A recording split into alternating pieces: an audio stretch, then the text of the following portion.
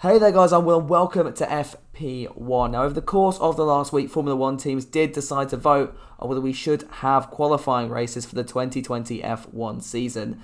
And probably unsurprisingly, there wasn't much support, and it's a bit of a shame, but I thought I would share my opinions, just my thoughts on the whole topic in today's video. Now, the general idea was to replace the current qualifying system, which we've had since about the mid-2000s, 2005 I think it was, with a qualifying race. Now, that grid will be determined from the inverse championship order. So if we took this year's standings, for example, George Russell would be sat on pole with Kubica in second place. Meanwhile, the Mercedes cars would be sat P19 and P20.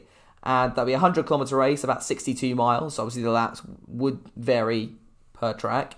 And the result of that race would be what determined the grid for the main race on Sunday. Now, the plan was then to swap out the qualifying sessions for France, Belgium and Russia, just to really trial the system before they decide to bring it in or drop it for 2021. Now, France and Russia make a lot of sense to me because obviously we've had quite dull races over there in recent years, especially France this year was awful. Belgium a bit more of a surprise, but I think it would be quite cool to see as we can get quite a lot of overtaking on that circuit anyway. So if you imagine, say, the Williams starting on pole, how far through the field could the Mercedes cars get? And bear in mind, there wouldn't be that many laps running the 100-kilometre race course there. So, yeah, it'd be very, very interesting. But, as I said, all the teams have decided to, well, not all of them, but the majority of them have decided to ditch this idea. And the idea did need, unanimous support from the entire grid. And I just think it's a bit of a shame, really, because, okay, there have been tweaks to the qualifying layout in the last few years. Was it 2015 or 2016 we had that knockout qualifying, which didn't really work. And then, of course, they said, okay, it's not working, so we'll try it again in the next race. And it didn't work again, shock. And then, obviously, they went back then to that three-stage qualifying, which has obviously given us quite a lot of excitement. But the thing is, it doesn't really give us that many mixed-up grids. I think some of the maybe major shocks in recent years might be, say, the Williams qualifying 1-2 back in, I think it was the British Grand Prix in 2015. Or perhaps, again, we'll stick with Williams, Hulkenberg getting pole position at the 2010 race. But in general, it's pretty easy to guess the general formation of the grid. And a qualifying race, especially the way they were planning it, would really change that and really mix things up. It would also not just vary the way strategy works, but also the way the cars are designed. Now, the Mercedes cars and the Red Bull cars and the Ferrari cars are all very good when they're out in clean air, because that's really when they're designed to be racing. They know they're going to be at the front of the field, but you put them back, especially I think it was 2014, when you had a car, one of the Mercedes cars was further back in the field. It really struggled because that car's aero is just not laid out for, to be trying to race cars, because they knew they were going to be so far ahead. And it would really spice things up a little bit. Now, there are several reasons why I think this plan changed. It's a bit of a shame that it never really went through. Firstly is the fact that it's only a trial, and they've always said it was just going to be a trial at 3 races. And I don't even see why the teams aren't even that willing to, just give it a go and just let F1 try to make it more exciting. They've always complained, saying that, it's not exciting, there's no good racing, But every single regulation that Liberty Media tried to add in, or the FIA tried to add in, they just seem to turn their noses up at it because, it's destroying the DNA of the sport. Well, if you want things to change, you've got to expect some sort of evolution of the cars, and there's no really going back from that. Also, we've heard that the 2021 designs could be shifted back to something maybe more similar to what we're seeing this year and next year, with the change not being as drastic as we once thought, just because the aero designers aren't really keen on having a supposedly stock series, although I don't think that would be the case. Obviously, the regulations would get tighter, but there'll still be room for a little bit of imagination in there. I don't think the cars will look the same in 2021, but that seems to be what the teams are suggesting. I just want to really put this to you guys, really, and try to start a debate down in the comments, because should teams really have the choice to make these sort of changes, and should they even get a say? Obviously, those are the ones that are actually showing up to the Grand Prix, and I guess you could have things like, Ferrari say we'll leave if they bring in X regulation. But at the same time, teams are only really going to go what they want. Obviously, with this whole change to the qualifying system, it would mean that a Mercedes would start the back and would have to fight through the field to get to a pole position. And really, do Mercedes want to devote the time to try and shifting their car so that it's a supposedly it's supposed to be better at racing through the pack, when if they know in a normal qualifying session they would go straight to the top and be on pole by half a second or so. Not really. It doesn't really work in their favour, so obviously they're going to say no.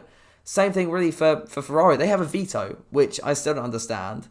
Obviously, they've been in F1 since 1950, but that doesn't mean they can just turn their nose up to any rule that they want. It's why we are struggling so much to get these 2021 regulations down, because not everybody agrees. And is that the way F1 needs to go? Or should the FIA just say, right, okay, let's make these changes, whether you like it or not, we don't care. Because really, if you make changes that are going to increase the racing, all right, teams like Mercedes or Ferrari and Red Bull might not like it and could possibly drop out of the field, but there will be teams that will like it and teams that will come in. Obviously, with that budget cap that suggested, especially, we've got several interests already.